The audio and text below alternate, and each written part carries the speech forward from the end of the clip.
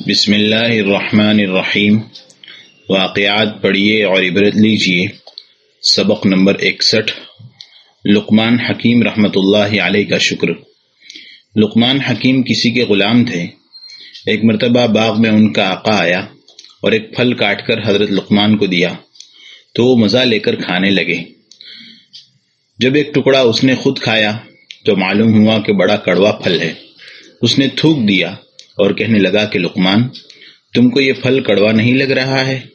تو حضرت لقمان نے جواب دیا کہ آپ کے ہاتھ سے میں نے کتنی میٹھی میٹھی چیزیں کھائی ہیں، آج ایک مرتبہ آپ کڑوا پھل کھلا دیں تو کیا میں شکایت کروں؟ اللہ اکبر، کیسا عجیب جواب دیا۔ اگر ہم بھی اللہ کے بارے میں ایسا ہی خیال کریں تو ہماری کیا حالت ہوگی۔ اللہ کو ناشکری پسند نہیں۔ اگر شکر کرو گے تو نعمت میں زیادتی ہوگی۔ اگر اللہ مال دے دے تو بھی خوش رہو، اور نہ دے تو بھی خوش رہو، اور تندرستی دے تو بھی راضی رہو، بیماری دے تو بھی خوش رہو۔ مگر آج لوگ اللہ کی ہزاروں نعمتوں کو تو بھول جاتے ہیں، اور کبھی کوئی مصیبت آتی ہے تو فریاد شروع کر دیتے ہیں۔ ایک گلاس پانی اللہ کی کتنی بڑی نعمت۔ خلیفہ منصور نے حضرت سفیان ثوری رحمۃ اللہ علیہ سے نصیحت کرنے کی درخواست کی تو انہوں نے پوچھا کہ اگر تمہیں سخت پیاس لگے اور پانی نہ ملے، جان جانے کا خطرہ ہو، ایسے وقت میں اگر کوئی کہے کہ ایک گلاس پانی میں دیتا ہوں اور تمہاری آدھی سلطنت اس کے بدلے میں دینی پڑے گی، تو تم کیا کرو گے؟ بادشاہ نے کہا کہ آدھی سلطنت دے کر ایک گلاس پانی لے لوں گا تاکہ جان بچے۔ سفیان ثوری رحمۃ اللہ علیہ نے پھر پوچھا کہ اگر خدا نخواستہ اس پانی کے پینے کے بعد تمہارا پیشاب بند ہو جائے اور ڈاکٹر کہیں کہ اس کا علاج ہو سکتا ہے، اگر آدھی سلطنت اس کے بدلے میں ہمیں دو گے تو علاج کر کے پیشاب جاری کریں گے، تم کیا کرو گے؟ بادشاہ نے کہا کہ آدھی سلطنت دے دوں گا اور علاج کراؤں گا تاکہ جان بچ جائے۔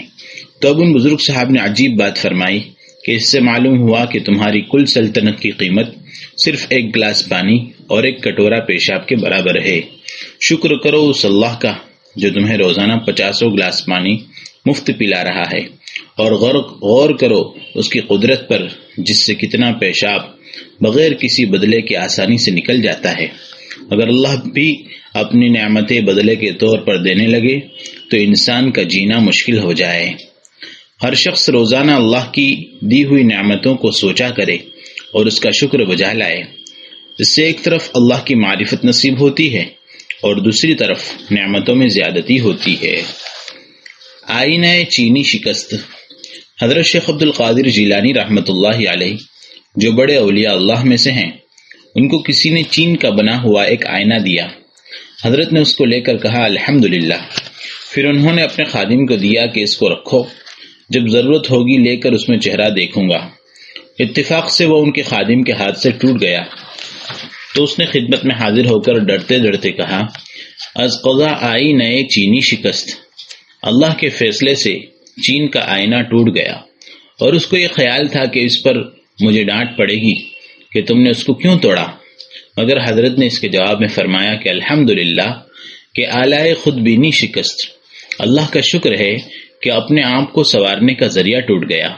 خادم نے کہا کہ حضرت جب آئینہ آیا تھا تب بھی آپ نے الحمدللہ کہا، اور اب یہ ٹوٹا تو بھی الحمدللہ کہا۔ فرمایا کہ ہاں، یہ اللہ ہی کا ہے، جب وہ دے تو بھی الحمدللہ اور اس کا شکر ہے، اور اگر وہ لے لے تو بھی الحمدللہ۔